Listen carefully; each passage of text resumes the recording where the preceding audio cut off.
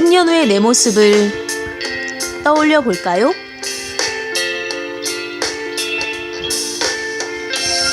상상이 잘 안 되시나요? 지금의 모습에서 곱하기 10을 하면 되는 거죠. 더 멋지게 훌륭하게 변해 있을 것 같나요? 어떠신가요?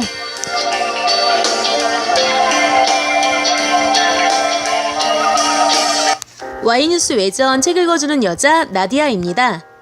아이템북스의 한 권으로 읽는 이야기 세계사 보고 있죠? 오늘은 세 번째 챕터 고대 로마 시대에서 카이사르의 출현을 보도록 할게요.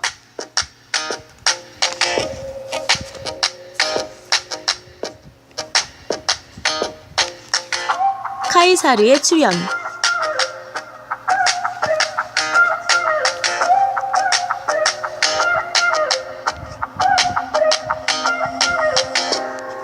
율리우스 카이사르는 그리스 신화에 나오는 아이네아스의 계보에 딸린 전통적인 귀족 집안에서 태어났다. 카이사르는 일찍이 명문 자제들과 마찬가지로 말이나 글을 다듬고 꾸미는 수사학과 변론술을 배우기 위해 로도스 섬으로 유학을 떠났다. 에게해를 항해하던 중 해적을 만나 잡혔으며 이때 해적이 그를 풀어주는 대가로 몸값을 요구하자 요구한 금액의 2배를 주고 풀려났다. 카이사르는 몸값을 내고 풀려나자 로마로 돌아오자마자 곧바로 해적 토벌에 나서서 자기를 잡았던 해적들을 모두 무찔러 버렸다. 그 후 훌륭한 웅변으로 술라의 독재를 비난했고 순서에 따라 여러 관직을 두루 거쳐 승진했으며 많은 돈을 뿌려서 시민들의 인기를 지탱해 갔다. 이 무렵 로마는 돈과 개인적으로 군사를 가진 사람만이 정치에 나서서 권력을 휘두를 수 있었다.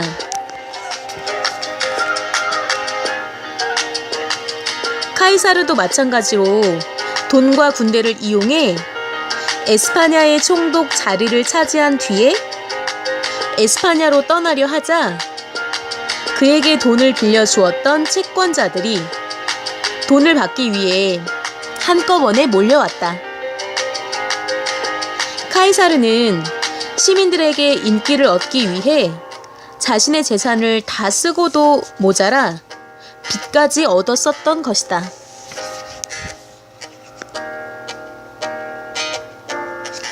채권자들의 독촉에 시달리던 카이사르는 생각 끝에 로마 최고의 부자이자 폼페이우스의 정적인 크라수스를 찾아가 자신의 어려움을 호소하고 도움을 청했다. 크라수스는 카이사르를 도와주어서 자기 편으로 만들면 폼페이우스쯤은 충분히 다룰 수 있을 것이라고 믿은 나머지 카이사르의 부탁을 받아들였으므로 카이사르는 채권자들에게서 자유의 몸이 되어 에스파냐로 떠날 수 있었다.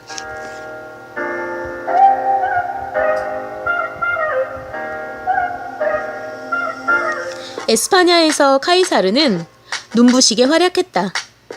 로마의 명령에 따르지 않는 원주민들을 닥치는 대로 무찌르고 항복해오는 자들에게는 인정을 베풀었기 때문에 에스파냐에서도 그의 인기가 점점 올라갔다.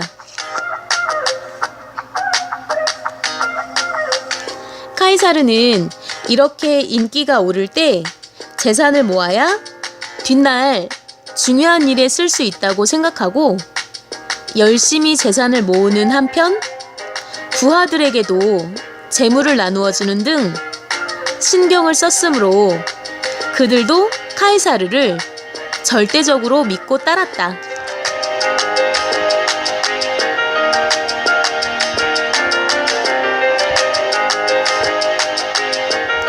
에스파냐의 총독으로서 국민들로부터 인기를 얻고 많은 재산을 모은 카이사르는 로마로 돌아와 기원전 60년 집정관 선거에 출마해 당선됐다.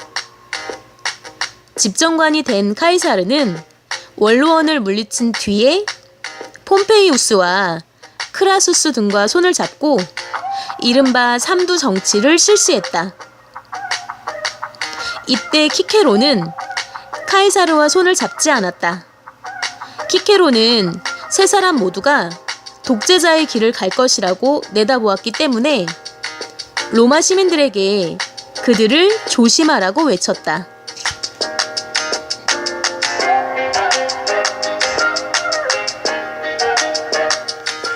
키케로의 예감이 들어맞아 카이사르를 비롯한 폼페이우스와 크라우스의 손에 로마의 정치가 좌지우지 되었고 키케로는 그들에 의해 로마에서 쫓겨나고 말았다.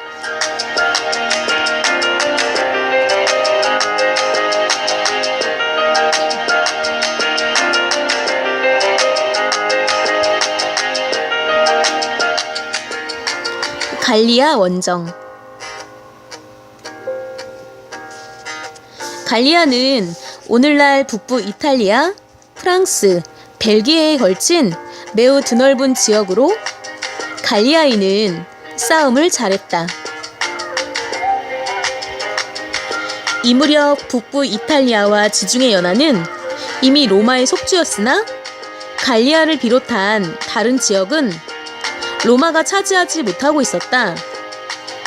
북쪽의 게르만인들이 천천히 갈리아의 북동쪽으로 내려오기 시작했으므로 더 이상 갈리아를 그대로 둘 수가 없었다. 카이사르는 로마 집정관의 임기가 끝나자 갈리아를 정복해 5년 동안 총독으로 있겠노라고 민회의 요청에 승낙을 받았다. 갈리아만 정복한다면 로마 시민들에게서 최고의 인기를 얻을 수 있었다. 카이사르는 4개 군단의 병력을 이끌고 보무당당하게 정복의 길을 떠났다.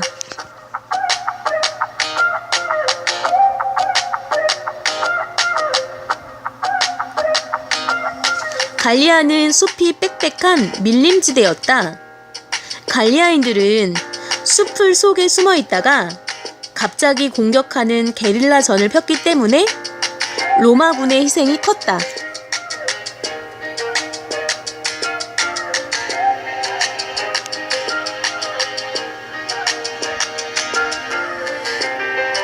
카이사르는 허약한 군사와 병에 걸린 군사를 간호해주는 등 부하들을 일일이 보살피며 계속해서 앞으로 나아갔다.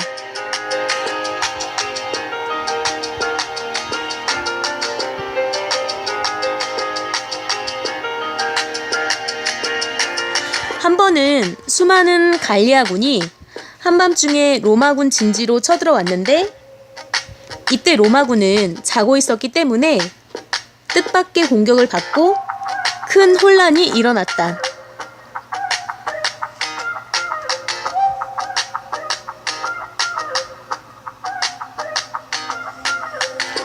카이사르는 재빨리 무기를 들고 군사들을 격려하면서 제일 먼저 갈리아군 속으로 뛰어들자 이것을 본 군사들이 용기를 내어 맞선 끝에 그들을 무찔렀다. 싸움이 끝난 뒤부터 카이사르는 군사들에게 점점 더 큰 존경을 받았으며 이 소식은 로마에까지 전해져 시민들은 삼삼오오 모여 카이사르 칭찬에 열을 올렸다.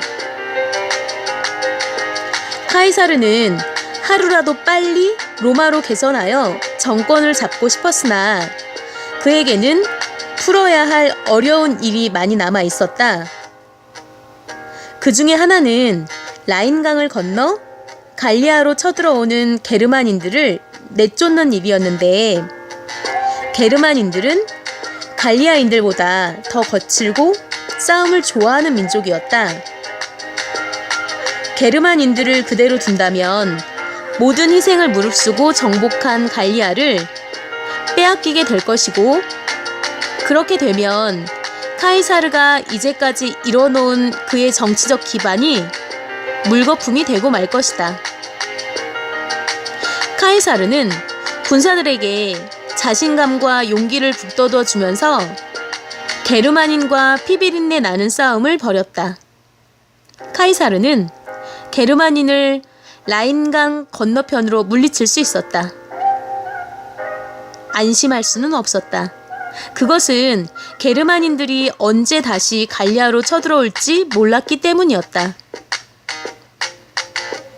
카이사르는 아예 게르만인의 본거지를 무찔러 다시는 갈리아를 넘보지 못하게 하기로 작정했다.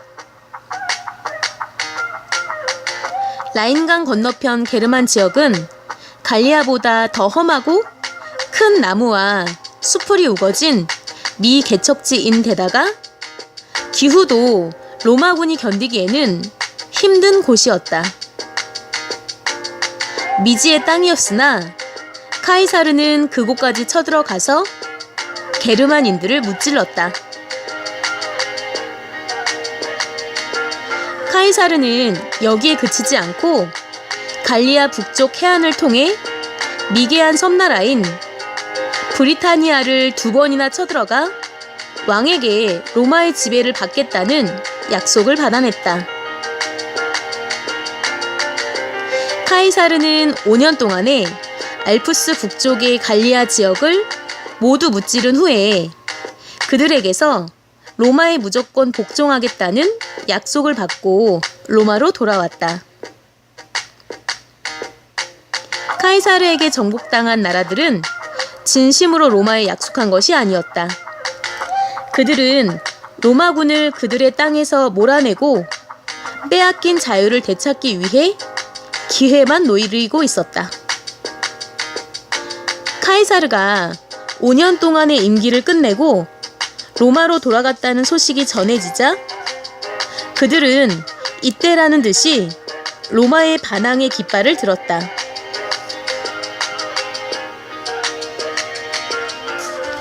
게르만, 브리타니아, 갈리아에서 아르베니족의 지도자 베르킨 캐토릭스를 중심으로 하여 일제히 반란을 일으켰다. 그들은 죽음을 두려워하지 않고 로마군과 맞섰으므로 용맹을 떨치던 로마군도 그들 앞에서는 속수무책으로 당할 수밖에 없었다. 이 소식이 로마의 카이사르에게 알려지자 카이사르는 곧 갈리아로 돌아와 군대를 이끌고 반란군을 무찌르려 했으나 이번에는 뜻대로 되지 않아 반란군과 로마군 사이에 밀고 밀리는 싸움이 거듭됐다. 반란군의 세력은 갈리아의 모든 지역으로 뻗었는데 카이사르는 반란군의 주력 부대 8만 명을 공격한 끝에 아레시아 성으로 몰아넣어서 포위했다. 아레시아의 성벽은 매우 단단하고 성 안에 갇힌 반란군의 기세도 대단해서 용맹한 카이사르도 쉽게 물찌를 수 없었으므로 그는 성을 계속해서 포위하고 외부와의 연락을 모두 끊었다. 카이사르가 아레시아 성을 포위하고 있는 사이에 각지에 있는 갈리아인들이 성 안에 갇혀있는 반란군을 구출하기 위해 힘을 합쳐 로마군을 포위해 버렸다. 카이사르는 도리어 앞뒤로 적에 포위당한 꼴이 되었고 이 사실을 안 로마군들은 겁을 먹었으나 카이사르는 군사들의 용기를 북돋기 위해 앞장서서 적들에게 달려들었다. 이에 용기를 되찾은 로마군은 4일 동안 그들과 치열하게 싸워서 마침내 승리했다. 반란군은 사태가 자기들에게 불리한 쪽으로 기울어가자 더 이상 버틸 수 없음을 깨닫고 성문을 열고 카이사르에게 항복했다.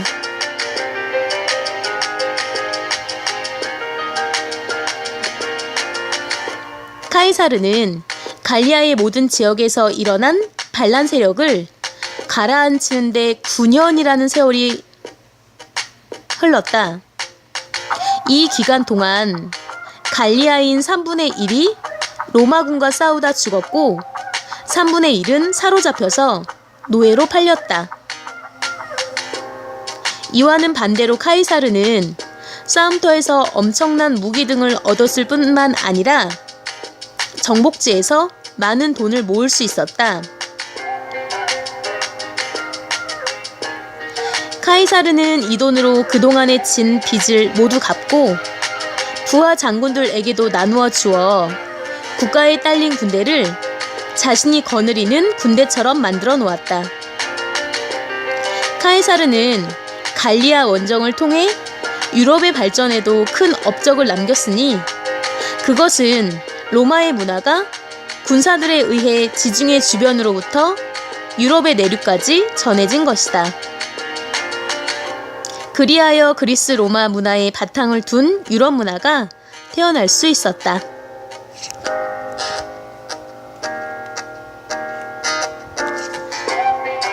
로마의 정권 다툼.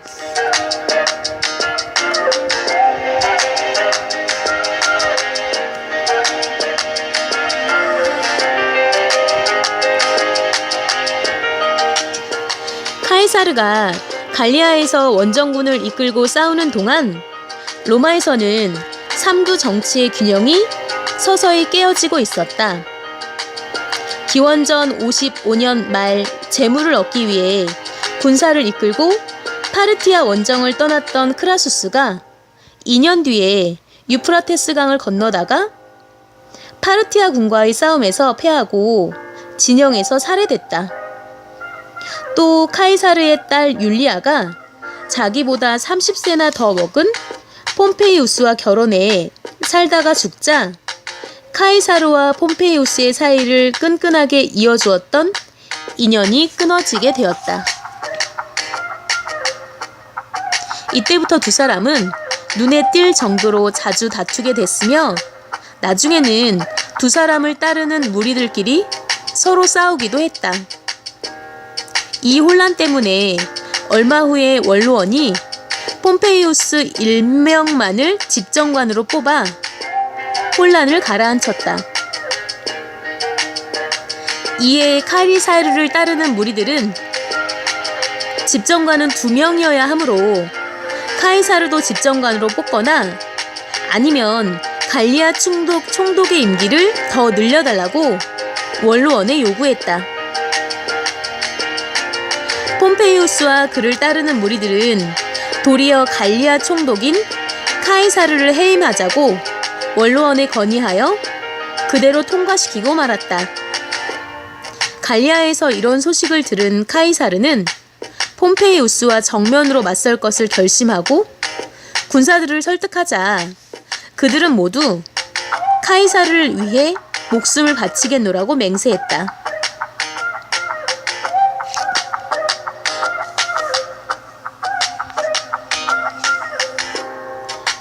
카이사르는 마침내 4개 군단을 이끌고 로마를 향해 떠나 루비콘 강가에까지 이르렀는데 이 강은 갈리아와 이탈리아의 경계로 로마의 속주인 갈리아와의 총독에서 해임된 카이사르는 강을 건널 수 없었다.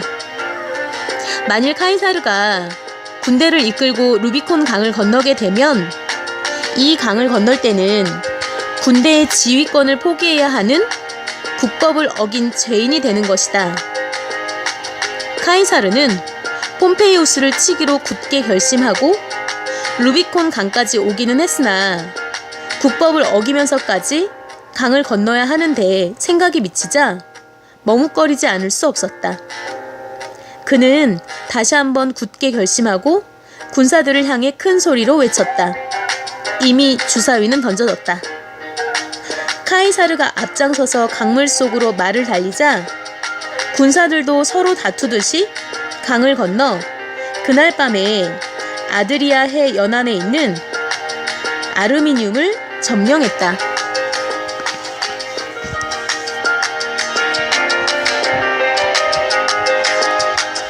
로마에서는 카이사르가 폼페이우스를 무찌르기 위해 군사를 이끌고 쳐들어온다는 소식이 전해지자 큰 혼란이 일어났으며 그 중에서도 가장 당황한 사람은 폼페이우스였다. 폼페이우스는 카이사르가 그렇게 빨리 쳐들어올 줄은 꿈에도 몰랐고 더욱이 자기의 명령이 군사들에게 잘 먹혀들지 않았으므로 완전히 용기를 잃고 말았다.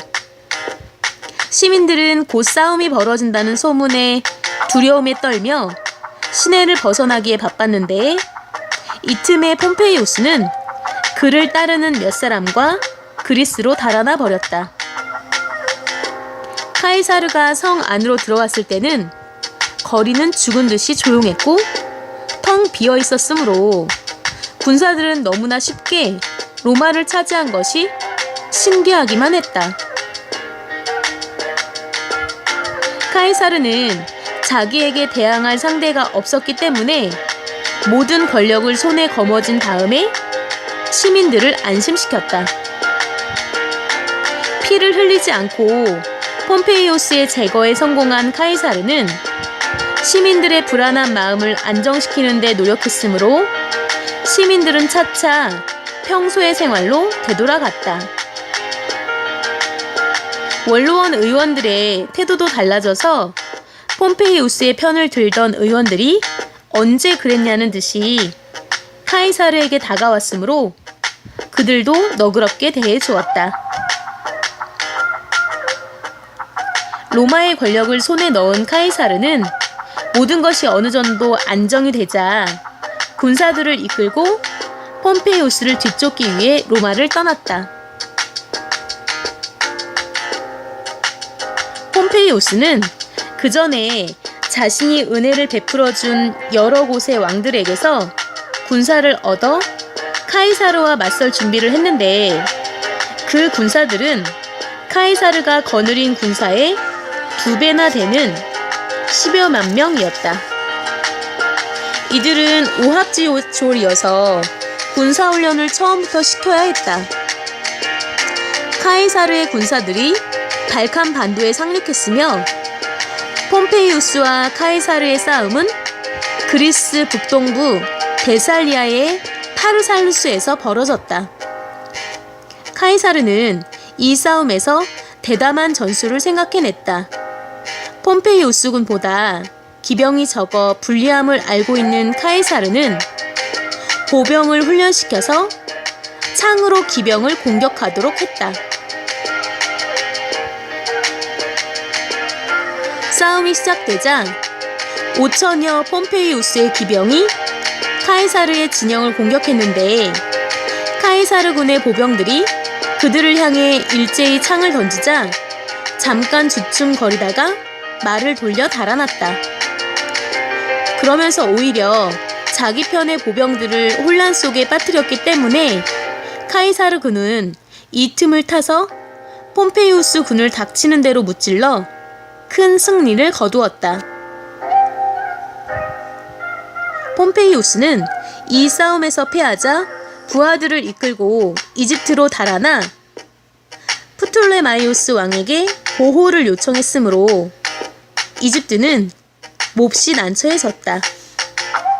폼페이우스를 보호해 주자니 카이사르가 두려웠고 거절하자니 앞으로 혹시 있을지 모르는 보복이 두려웠기 때문이었다.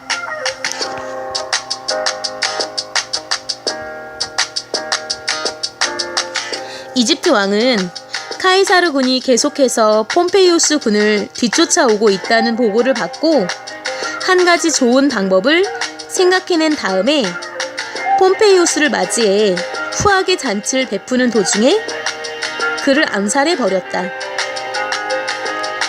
카이사르가 폼페이우스를 뒤쫓아 이집트의 수도 알렉산드리아에 이르렀을 때 이집트 왕이 폼페이우스의 잘린 머리를 보냈다.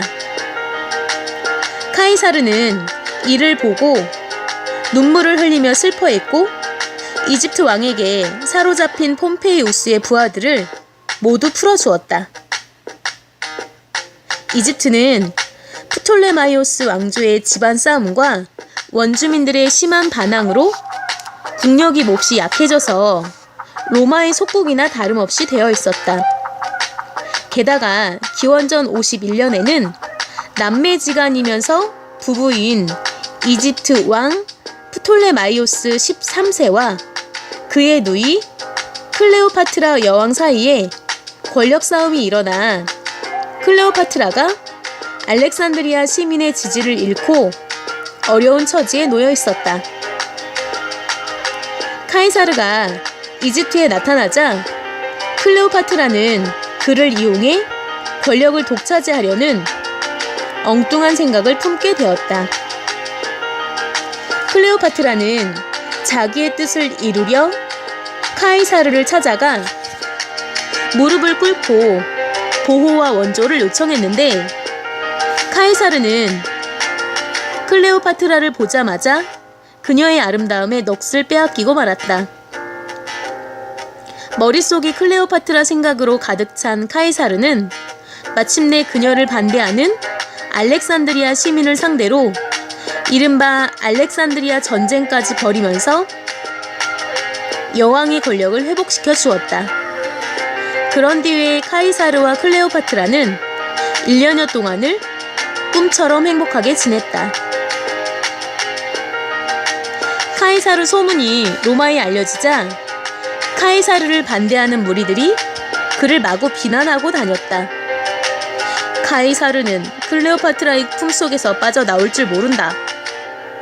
마침 그때 시리아 지방에서 파르나케스가 반란을 일으켰다. 그제야 정신을 차린 카이사르는 클레오파트라의 곁을 떠나 시리아로 가서 5일 만에 반란을 가라앉혔다. 카이사르는 반란을 가라앉힌 후 편지를 써서 전령편에 로마로 보냈는데 거기에는 다음과 같이 쓰여 있었다. 왔노라, 보았노라, 이겼노라. 동방의 여러 나라를 정복한 카이사르는 이윽고 로마로 돌아왔는데 또다시 로마와 이탈리아 곳곳에서는 시민들을 부추겨 폭동을 일으키려는 무리들이 날뛰는 바람에 혼란스러웠다.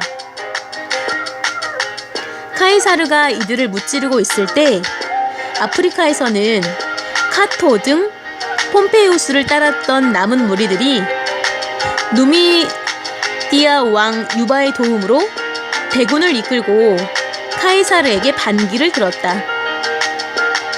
카이사르는 아프리카로 건너가 이들을 무찔렀고 우티카를 지키고 있던 카토는 이 소식을 듣고 스스로 목숨을 끊었다.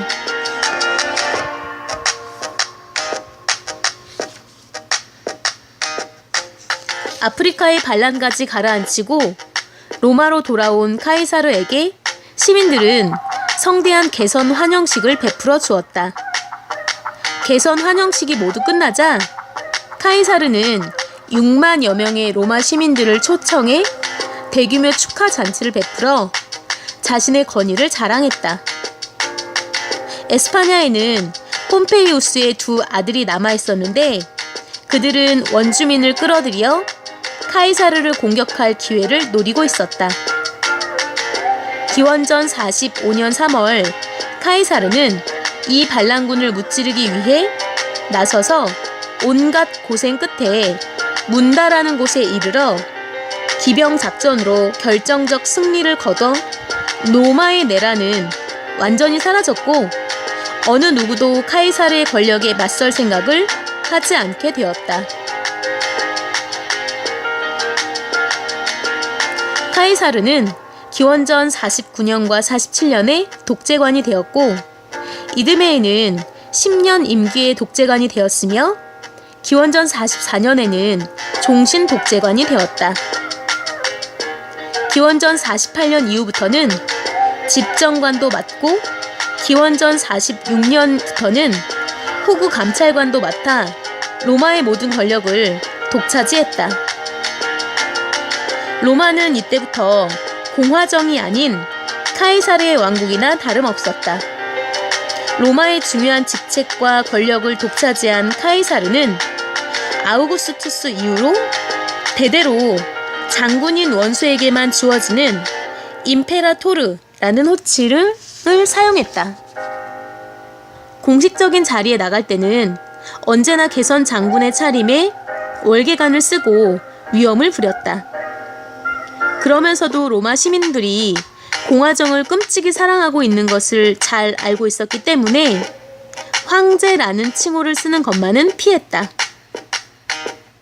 카이사르는 시민들의 인기를 모으기 위해 그들을 위한 정치를 했다. 대규모의 토목 공사를 벌여 실업자를 줄이고 문학과 예술을 일으켰으며 가난한 사람들을 카르타고나 코린토스 등지에 옮겨서 생활터전을 마련해 주었다. 그때까지 아무렇게나 상용했던 태음력을 없애고 태양력을 사용해 시민 생활에 보탬이 되도록 했으며 세계의 문화 발전에도 크게 이바지했다.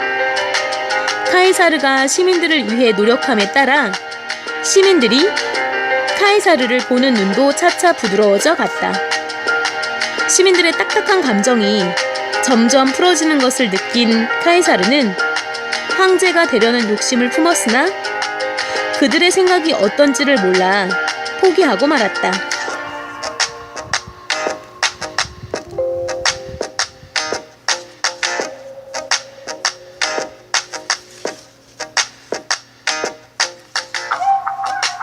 카이사르의 최후.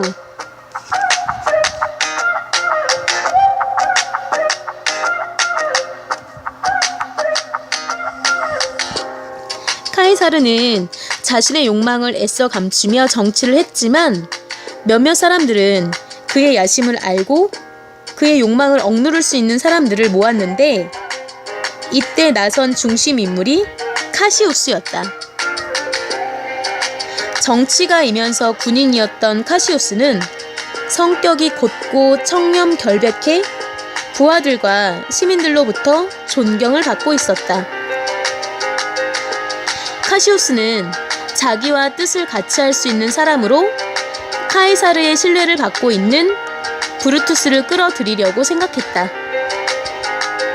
이름 있는 집안에서 태어난 브루투스는 그때 법무관으로 일하고 있었는데 전쟁 때에도 철학책을 지니고 다닐 정도로 학문을 좋아하는 공화주의자였다. 브루투스와 카이사르가 가까워지기까지에는 깊은 사연이 있었다. 브루투스의 어머니 세르빌리아와 카이사르는 젊은 시절에 서로 사랑하는 사이였으나 그녀는 이미 결혼한 몸이었으므로 둘의 사랑은 이루어질 수 없었다. 그 뒤 카이사르가 폼페이우스와 파르살루스에서 싸울 때 브루투스는 폼페이우스의 편에 서서 싸우다가 패해 카이사르의 포로가 됐다. 이때 포로로 잡힌 브루투스를 신문하던 카이사르는 그가 세르빌리아의 아들이라는 말을 듣고 깜짝 놀라는 한편 마치 자기의 아들을 만난 것처럼 기뻐했다. 브루투스도 카이사르가 포로들을 너그럽게 대하는 것을 보고 감격했다. 이때부터 브루투스와 카이사르는 아들과 아버지처럼 사이가 변했고 브루투스는 카이사르의 추천으로 법무관이 되었다. 브루투스와 카이사르는 그런 사이였으므로 카시우스의 끈질긴 설득에도 카이사르 암살 계획에 가담하는 것을 애써 피했다. 이때부터 브루투스에게는 정체를 알 수 없는 편지들이 계속 배달됐는데 편지들에는 브루투스여 언제까지 잠을 잘 것인가? 그대는 바로 로마의 공화정을 세우는데 큰 공을 세운 보니우스 브루투스의 자손이 아닌가? 하는 내용들이 쓰여 있었다. 브루투스는 편지들이 계속되자 자신도 모르는 사이에 카이사르에게 마음이 점점 식어가는 것을 느꼈으며 마침내 카시우스의 음모 계획에 협조하게 되었다.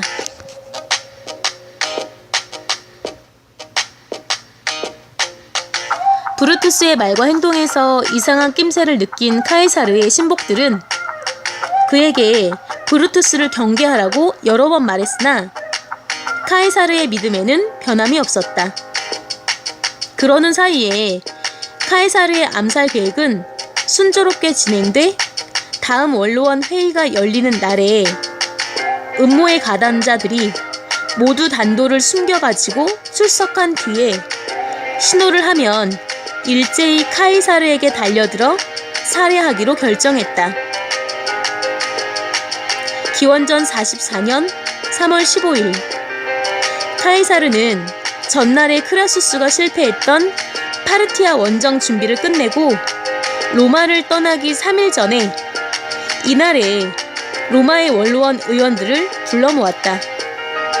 원로원 모임에서는 해외 속주 시민들이 카이사르를 황제로 받들자는 청원을 제출하기로 돼 있었다.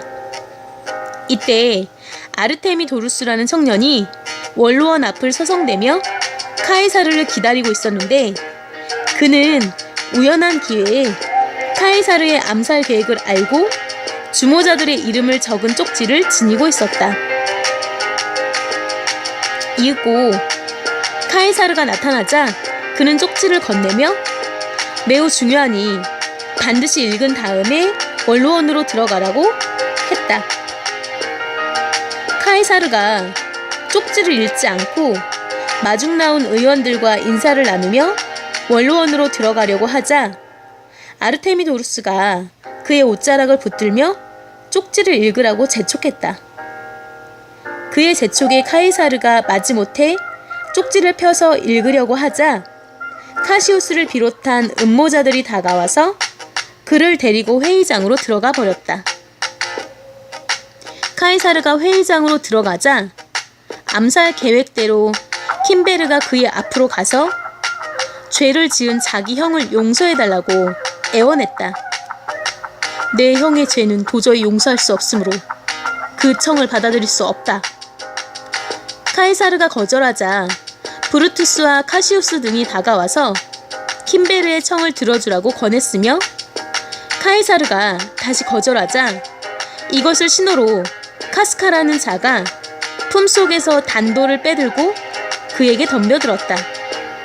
그 순간 카이사르는 잽싸게 피했으나 그의 곁에 서 있던 암살자들이 단도를 빼들고 일제히 달려들었다.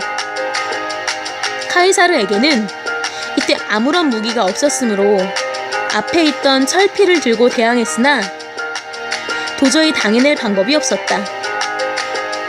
이리하여 암살자들의 칼에 찔려 비틀거리는 카이사르를 향해 브루투스가 뒤에서 단도를 힘껏 찔렀다. 브루투스, 너마저도. 카이사르는 이 한마디를 마지막으로 내뱉고 폼페이우스의 조각상 아래 맥없이 쓰러졌다. 암살자들이 바라는 것은 원로원의 권위와 공화정을 되살리는 것이었으나 원로원 의원들은 그런 것을 생각하기보다는 목숨이 아까워 모두 달아나 버렸다. 카이사르가 암살되기는 했지만 그의 부하인 안토니우스가 집정관으로 있고 레피두스 등 그를 따르던 무리들이 버티고 있었기 때문에 원로원 의원들은 그들의 복수를 두려워했다. 이튿날 브루투스를 비롯한 암살자들을 중앙광장에서 시민들에게 자신들이 한 일을 설명했다. 시민들의 반응은 칭찬과 분노로 엇갈렸기 때문에 암살자들과 카이사르파들은 모든 것을 그들의 뜻대로 강하게 밀고 나갈 수 없었다. 이때 키케로가 시민들과 카이사르파 사이의 문제를 해결해 원로원 암살자들을 용서해주고 카이사르를 신과 똑같이 받들기로 했다. 또 카이사르가 생전에 행했던 모든 것을 고치지 않고 그의 장례를 황제와 맞먹을 정도로 성대하게 치르기로 결정했다. 카이사르가 암살당한 날로부터 5일 뒤인 3월 20일 그의 장례식이 치러졌다. 로마 시민들은 이른 아침부터 장례식장으로 구름처럼 몰려왔으며 시간이 되자 안토니우스를 비롯한 카이사르 측근들은 피 묻은 시체를 그대로 광장으로 옮겨왔다. 시민들은 칼에 찔려 처참하게 죽은 카이사르의 시체를 보고 흥분하여 소란스러운 가운데 안토니우스가 추도사에 이어 그의 유언을 읽었다. 나의 재산은 양아들인 옥타비아누스에게 물려주고 로마 시민들에게는 내 유산에서 2개월 반의 임금에 해당하는 돈을 나누어 주기 바란다. 유언 발표가 끝나자 안토니우스는 카이사르의 피 묻은 망토를 시민들에게 내보이며 암살자들을 규탄했으며 흥분한 시민들은 암살자들의 집으로 몰려갔다. 암살자들은 황급히 달아나 버렸으며 안토니우스의 인기는 나날이 치솟아 가는 중에 새로운 인물이 나타났는데 그는 카이사르의 양아들인 옥타비아누스였다. 옥타비아누스는 외국에서 머무르고 있다가 자기가 카이사르의 재산을 물려받게 됐다는 연락을 받고 로마로 돌아온 것이다.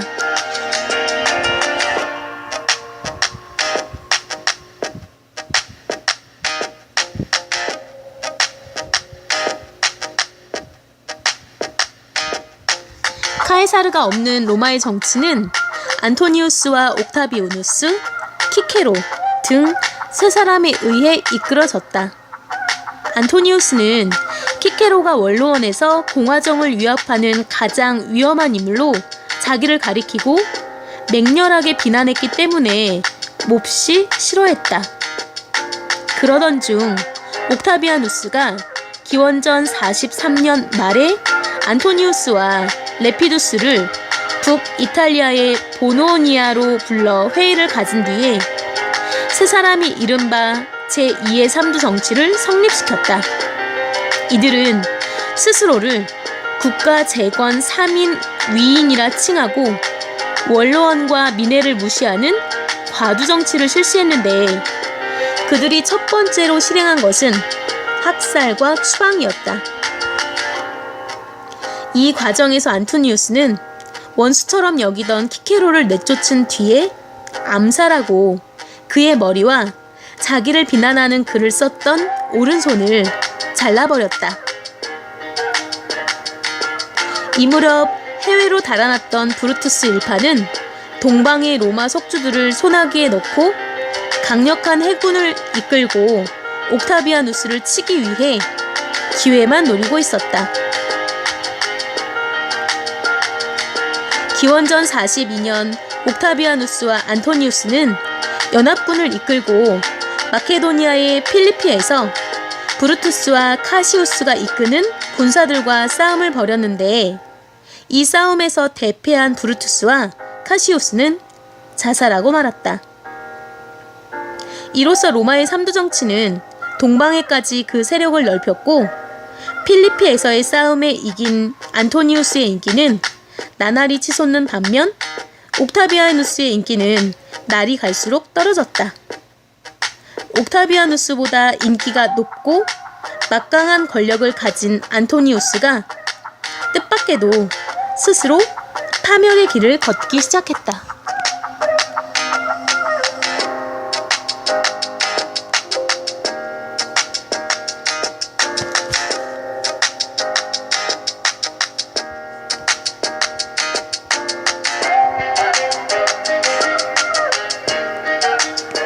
로마의 최고 권력자 카이사르의 최후는 암살이었군요.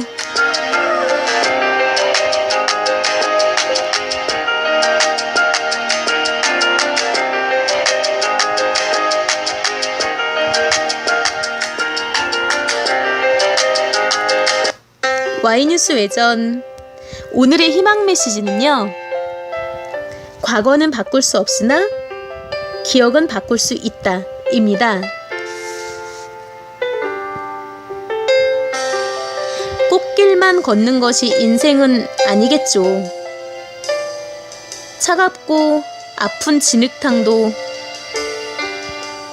자신의 기억에 의해 재조명될 수 있겠죠. 시간은 이미 지나갔고 기억만이 남았습니다. 여러분에게 남은 기억을 어떻게 간직하시겠습니까?